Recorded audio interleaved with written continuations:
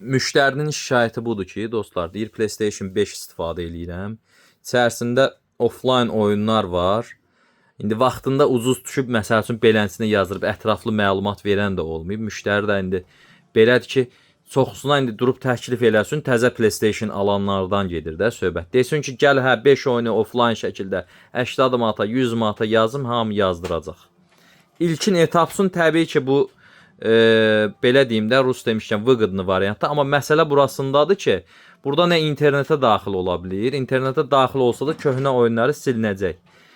Biz burada nə edirik dostlar? Müştərinin öz şəxsi adına, öz adı üçün account açırıq Türkiyə regionu üçün və içərisinə teylə vurulur və girir rahat şəkildə. Bax, mən sizə burada göstərdim. Siz üçün də, yəni ki, bu həm PlayStation 4-lərdə, həm 5-lərdə mümkündür. Bu prosedur mümkündür.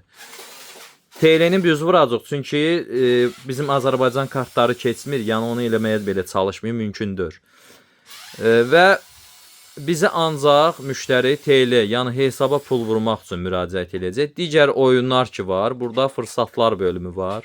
Rahat şəkildə internetdən də istifadə eləyəcək və oyunlar da girib ömürlük zəmanətlə. Burada bir dəfə alınan oyun, deyəlim ki, sənin hesab açmışıq, öz adına, təvəllüdə uyğun.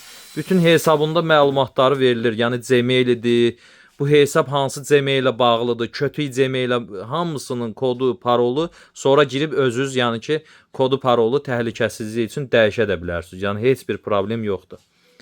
Və burada alınan oyunlarda, misal üçün deyəlim ki, Jedini almısan, Survivor Jedini almısan.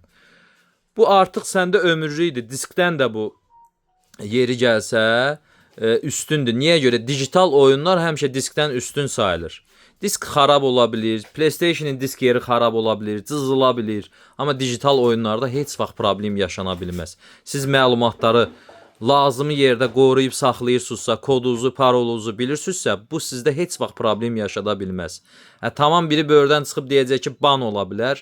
Ban hər şeydə olmur, hər problem yaşananda ban olmur. Sən durub kiməsə söysün orada, nəsə nalayiq söz işlətsin, mikrofon açıq olsa PlayStation pultunda, kimisə təhqir eləsin, kimisə oğurluq akkauntunu istifadə eləsin, təbii ki, ban yeyə bilərsən. Amma qaldı ki, belə rəsmi akkauntda heç vaxt ban olmur. Yəni ki, qaydasında girib oyunu alırsan, yükləyirsən, hamısı qaydasında olur. Bu kimi şeylər üçün müraciət edin dostlar. Şəxsi adınıza akkaunt açaq, ətraflı məlumat verək, ömürlük də geçsin, girin oyunları özünüz alın da. Yəni heç kimə müraciət eləmədən şəxsi özünüzdə ala bilərsiniz oyunları.